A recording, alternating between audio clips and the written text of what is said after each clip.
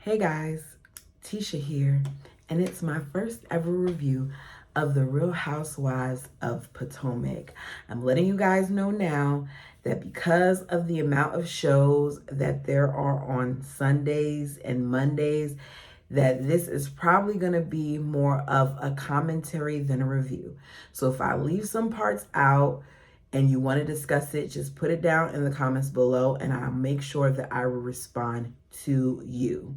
I feel like Potomac is going to get on my nerves because people like Giselle will continue to exclude some of the ladies as a way to kind of block them. And I'm seeing it already happening, even with the way that the ladies are meeting up, that it's going to be a us and them thing.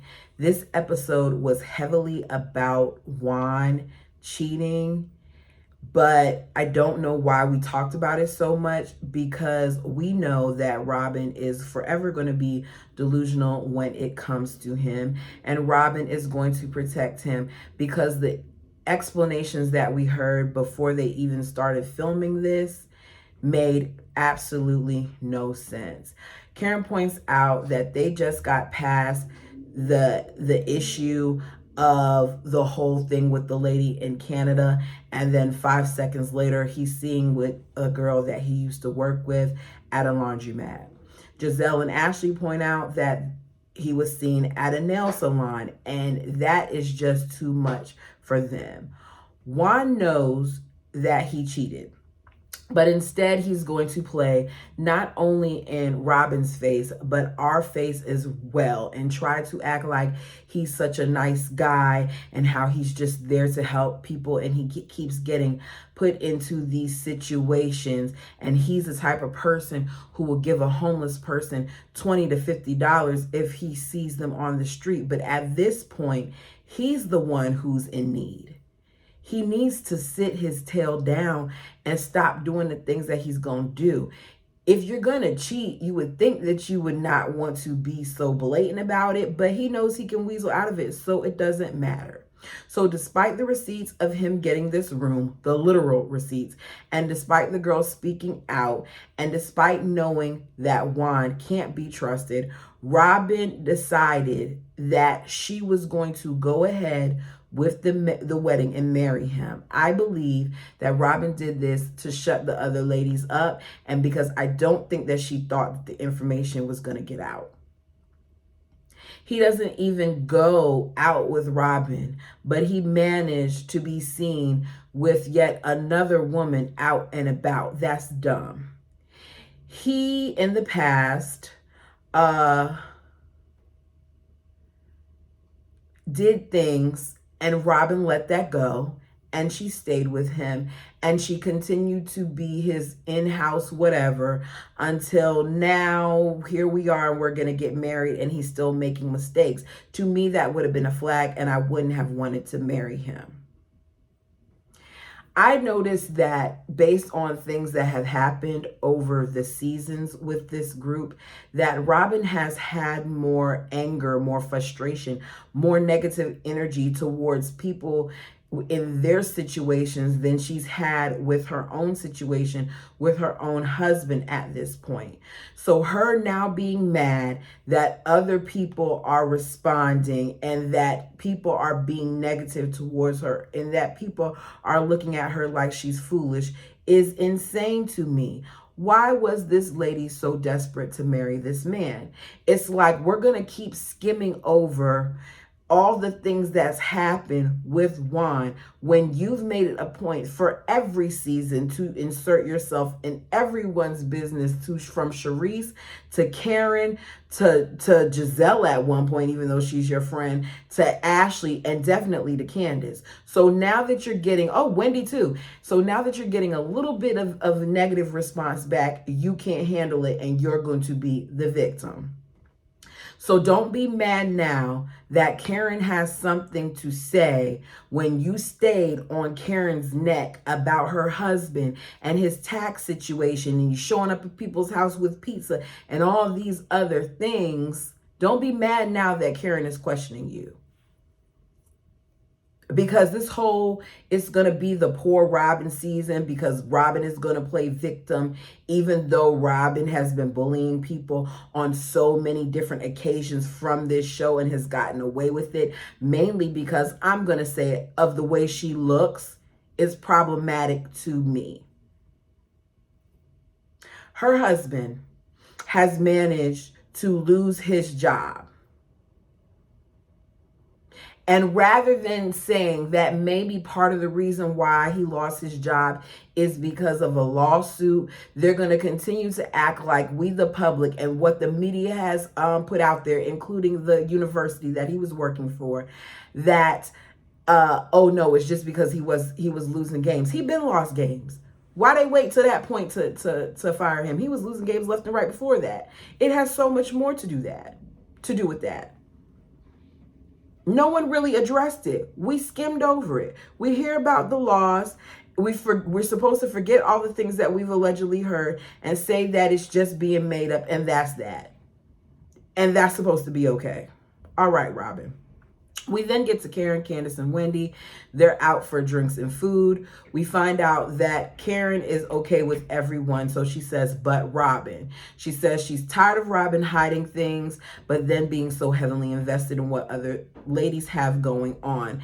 And I agree. It is kind of messed up that she spent the entire season trying to come at Candace's husband, because even though she supported Candace a little bit, she then switched and was doing some underhanded things with Giselle. So you want to address all of that stuff even though you're skimming over yours.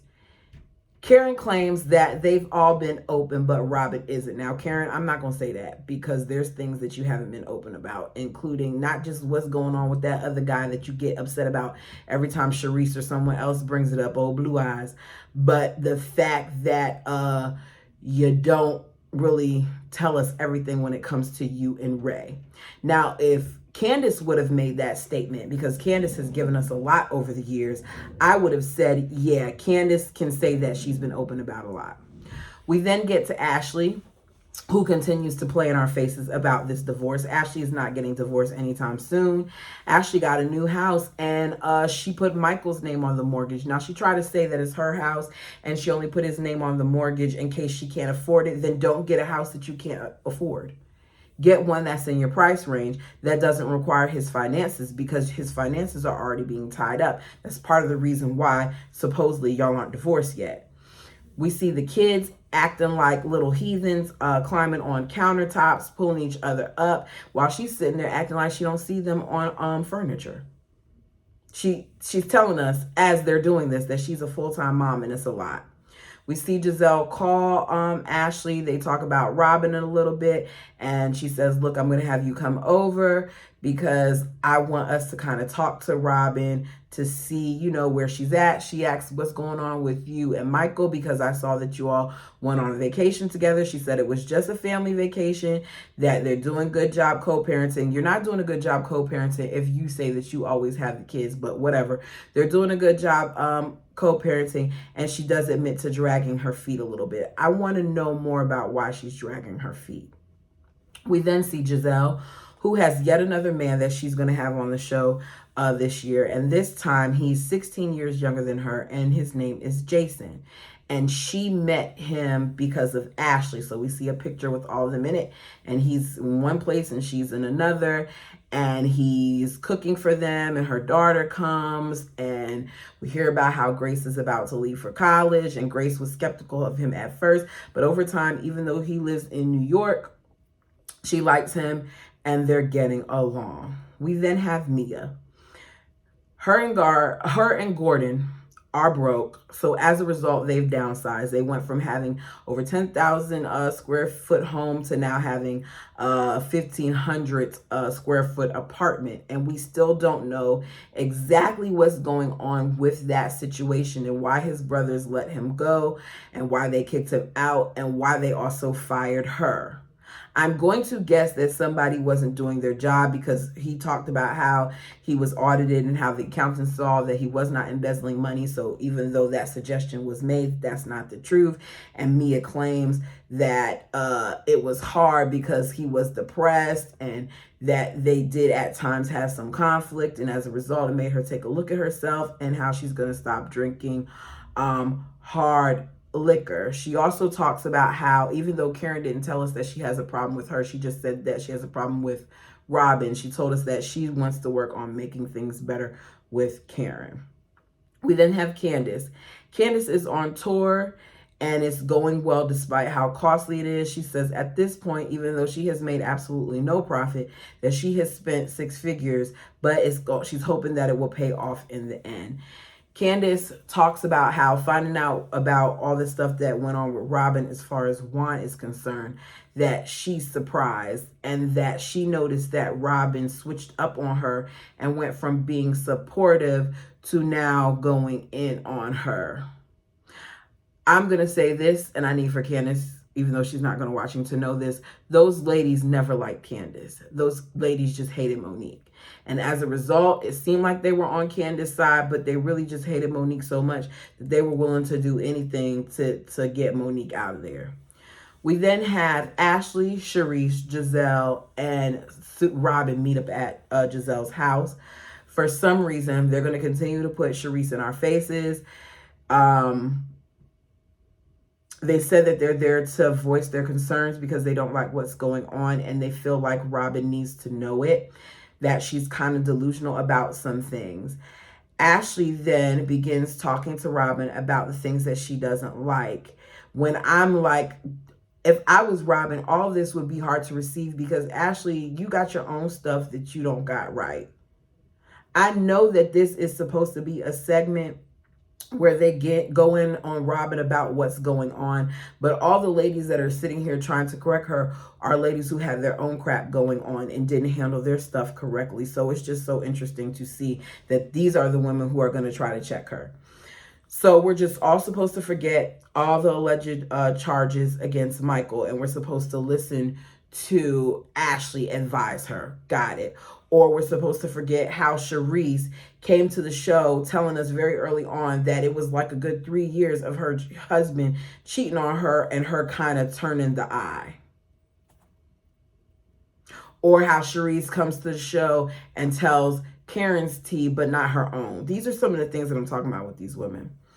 Robin tries to explain things, making excuses yet again for Juan. And as she's saying it, I'm like, good gracious, this sounds so dumb. But she tells us it has to be true, because it wouldn't sound this dumb if it wasn't true. Ashley points out that Juan, with the choices that he's making and the things he's doing, like going to the salon with this woman, the nail salon, he needs to make better choices, and that he needs to be more aware. And Robin is like, well, what do you want me to do? I know the girl. I mean, what am I supposed to tell him, to stay in the house, that he's not allowed to go anywhere? Like, she's very defensive. Ashley brings up how, to her, this is a protect Juan campaign. Robin let us know that she's good, that her joy has been taken, but it's not because of Juan. So who took your joy then? So it's easier for her to blame strangers than her man. See, this is why I no longer advise friends about their men, because this is what happens. Ladies, let me tell you something. If you've never been through this before, let me tell you, I've been through it before. And gentlemen, I don't know if you're watching, but, you know, advise your lady friends. If you see something going on with a friend and their man, there's only so much you can say. The best advice I have to give, because I'm not going to tell anybody not to, like, don't tell them anything, but is to let them know, like, hey, I don't think he can be trusted, and leave it at that. Whatever else your friend decides to do, you just let them do. So if Robin wants to sit here and walk around and defend her husband until he continues to make her look stupid and he breaks her heart even more, then that's what you need to let happen, because she's one of those people who's going to keep defending him, and she will sink along with his boat. Because at this point, Robin, you are very much so the breadwinner in the family. You very much so have control. And it doesn't seem like you did what you should have done. She tells us that, 3 weeks ago, she was telling him that he should get out. but he didn't go anywhere. She didn't make him go anywhere. So he already knows that you're just going to talk and say whatever you want to say. Cherie says that Rob is in denial, and deep down, she knows that there's more. But it just seems easier for her to just turn the other cheek. And she said she did the same thing. So she gets it.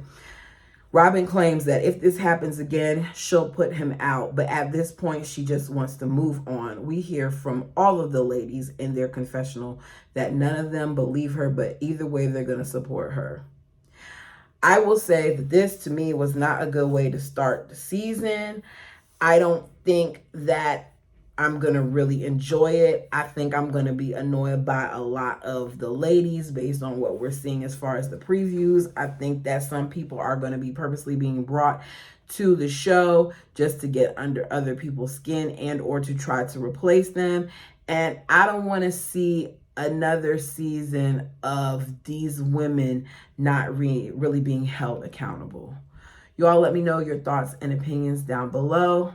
Like, thoughts and opinions, comment, and subscribe. I'm on the road to 400, and I would appreciate it if you have yet to subscribe. So go ahead and do so. Until next time.